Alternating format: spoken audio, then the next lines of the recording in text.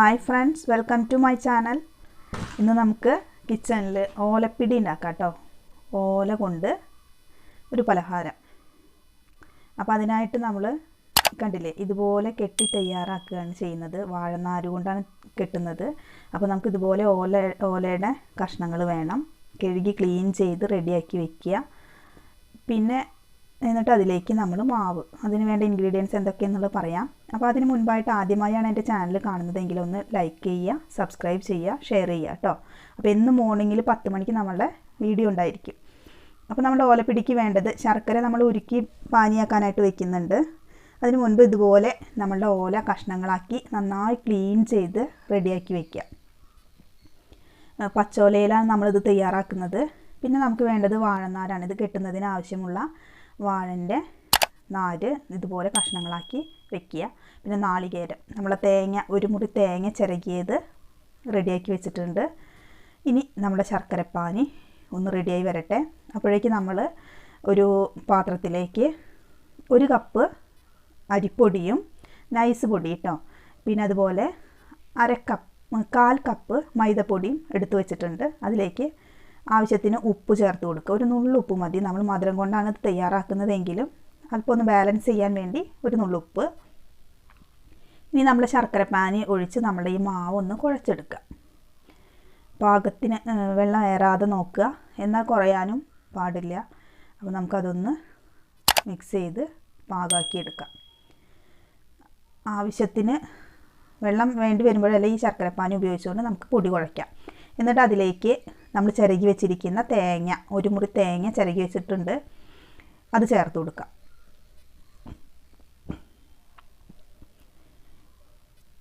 ഇനി നമുക്ക് വേണ്ടത് നമ്മുടെ ഏലക്കായ. അതിൻ്റെ ഫ്ലേവർ ഇഷ്ടപ്പെടുന്നൊരു നമ്മുടെ നാടൻ പലഹാരങ്ങളിലെല്ലാം അത് മസ്റ്റാണല്ലോ. അപ്പോൾ നമുക്കെല്ലാവർക്കും അത് ഇഷ്ടപ്പെടുന്നതാണ്. ഇഷ്ടപ്പെടാത്തവർ അത് സ്കിപ്പ് ചെയ്യുക. എന്നിട്ട് ഏലക്കായ പൊടിച്ചതും ചേർത്ത് കൊടുക്കുക. അപ്പോഴേക്കും നമുക്ക് ഇത് ആവി കയറ്റുന്നതിനുള്ള പാത്രം അടുപ്പത്ത് വെച്ചിട്ടുണ്ട്. ഒരു 1/2 കപ്പ് വെള്ളം ഒഴിച്ച് അത് ചൂടായി വരട്ടെ. അപ്പോഴേക്കും നമ്മളെ പൊടിയൊക്കെ ഒന്ന് കുഴച്ച് റെഡിയാക്കി വരാം നമുക്ക്. അതിലേക്ക് നമ്മൾ ഏലക്കായ പൊടിച്ച് ചേർത്ത് വിട്ടു. പഞ്ചസാരയും ഏലക്കായും കൂടെ അരകല്ലിലിട്ട് പൊടിച്ചെടുത്തത് ചേർത്തിട്ടുണ്ട്. എന്നിട്ട് അതും കൂടി നന്നായിട്ട് മിക്സ് ചെയ്യാം. ഇനി ഇതിലേക്ക് മൈസൂർ പഴം വേണമെങ്കിൽ ചേർക്കാം. ഞാനിവിടെ ചേർക്കുന്നില്ല, ഒന്നുകൂടെ ടേസ്റ്റ് കിട്ടും.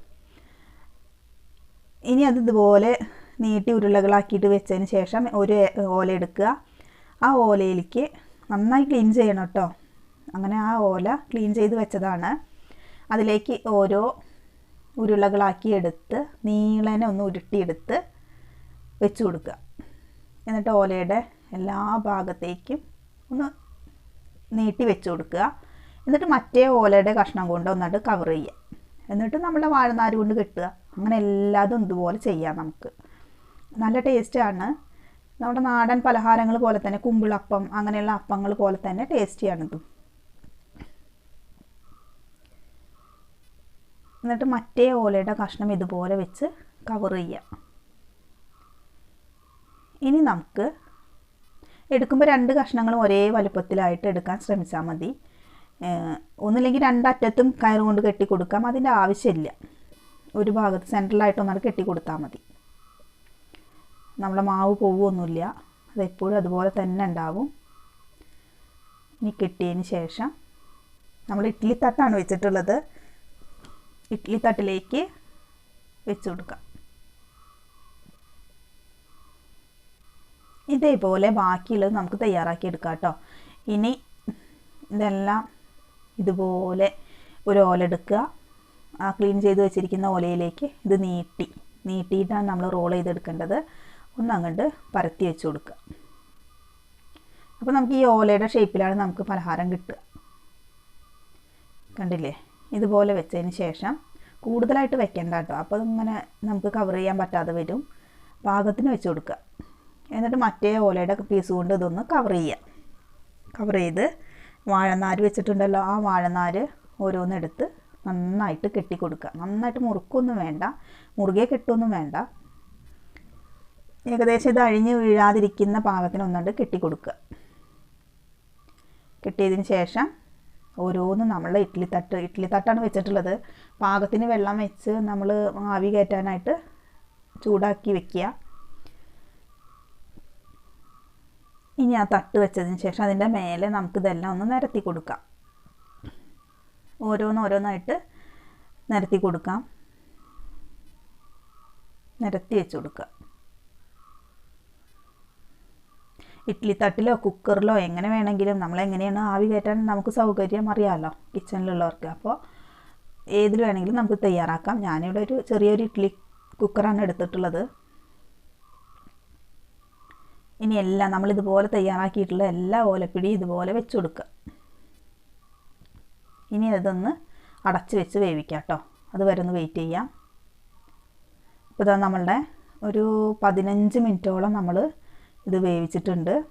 അപ്പോൾ ഉള്ളെല്ലാം ആയി കഴിഞ്ഞിട്ടുണ്ടായിരിക്കും, എല്ലാം വെന്തിരിക്കും. ഇനി നമുക്കത് പുറത്തേക്ക് എടുക്കാം.